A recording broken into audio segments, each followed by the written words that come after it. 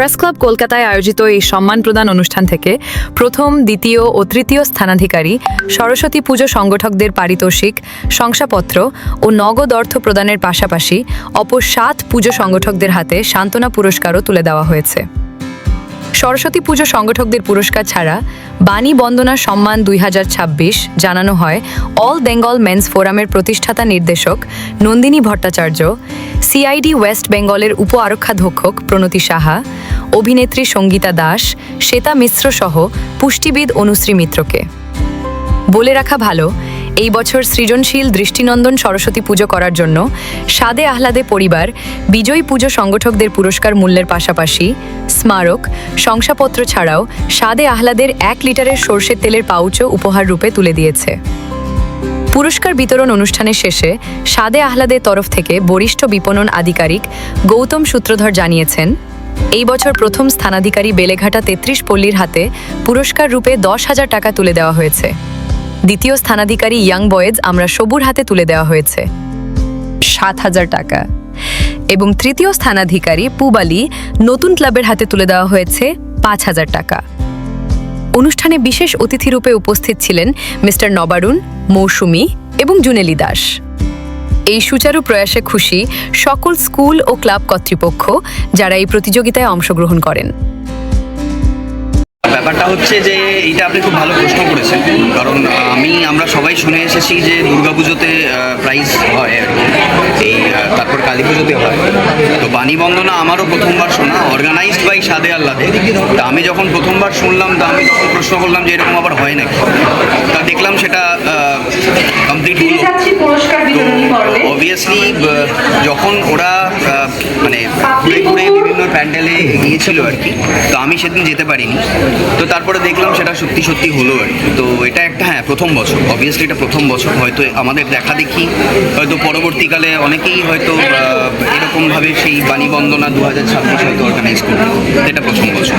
তো কতগুলো ক্লাব অংশগ্রহণ করেছিল এবং কারা কারা প্রাইজ পেল, কতগুলো? দেখুন, অত ডেটা আমি আপনাকে বলতে পারবো না, কারণ ডিরেক্টলি আমি ইনভলভ ছিলাম না। তবে আমি যতদূর জানি যে 15-17খানা ক্লাব স্কুল মিলে প্রতিযোগিতা হয়েছে আর কি। বজবজের দিকে গেছিল, নর্থ কলকাতা আছে, সাউথ কলকাতা আছে। তো তার মধ্যে 8টা ক্লাবকে এরা বেছে নিয়েছে আর কি প্রাইজের। মানে ক্লাব এবং স্কুল মিলিয়ে ফার্স্ট, সেকেন্ড, থার্ড, তারপরে 4th, 5th, 6th, 7th, 8th। কি জোর দেওয়া হয়েছিল এই যে মূল্যায়নটা কিভাবে? বিশেষ করে কনসেপ্টের উপর জোর দেওয়া হয়েছিল যে কী ধরনের কনসেপ্ট। কারণ এই বছর আমরা দেখেছিলাম বিভিন্ন জায়গাতে থিম হচ্ছে আর কি, সরস্বতী পুজোতে থিম হচ্ছে। তো এটা খুব ইউনিক ব্যাপার, এই বছরই কিন্তু সেগুলো চোখে পড়েছে। হয়তো পরবর্তীকালে আস্তে আস্তে আরও বৃদ্ধি পাবে জিনিসগুলো। তো মেইন হচ্ছে থিম এবং অবভিয়াসলি পরিবেশ, যে কী পরিবেশের ওপর সেই থিমটা হয়েছে এবং কী প্যান্ডেলটা কোন পরিবেশে রয়েছে আর কি, পুজোটা কত আন্তরিকভাবে করা হয়েছে সেগুলোর উপরে জোর দেওয়া হয়েছে। আপনার নাম? আমার নাম হচ্ছে আশিস মুখার্জি। আমরা যেটা বাণী বন্দনা করি এটা কিন্তু স্টুডেন্টসদের জন্য আমরা করে এসেছি। তো এটা যেন একটা আলাদা একটা উৎসব। সমস্ত আমরা যখন স্টুডেন্ট ছিলাম, সমস্ত স্কুলকে ইনভাইট করতে যেতাম। তো একে পরস্পর যে স্কুলগুলোর মধ্যে একটা যোগসূত্র তৈরি হতো, তাই সেই সব স্টুডেন্টসদের মধ্যে আমরা পাশাপাশি একটা এরিয়াতে যত স্কুল থাকতো তাদের মধ্যে একটা যোগসূত্র তৈরি হতো। তো আজকাল তো এসব জিনিস চলে গেছে। এই যে উৎসাহটা নিয়েছে, আমি তো খুবই খুশি। আমার মনে হয় এটা খুবই ইম্পর্টেন্টলি দেখা উচিত। শারদ সম্মানের মতন বাণী সম্মান যদি করা হয়, আমার তো মনে হয় খুবই একটা গুরুত্বপূর্ণ জিনিস হচ্ছে। আর সবচেয়ে বড় কথা কি, সমাজের উন্নতির জন্য এডুকেশন সিস্টেমটা সবার আগে দেখা উচিত। আমার নাম সঙ্গীতা দাস।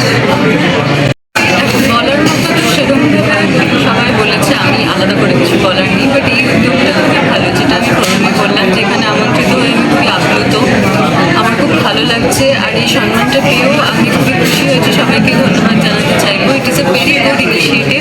এইটা যেটা উনি বললেন যে আমরা সবসময় শারদ সম্মান নিয়ে কথা বলি, বাট এই যে বিনা পানি বন্দনা, সেটাতে আমার খুবই ভালো লেগেছে। কারণ ছোটবেলা থেকে আমি খুব শখে সরস্বতী পুজো করি, এখনও করতে ভালোবাসি।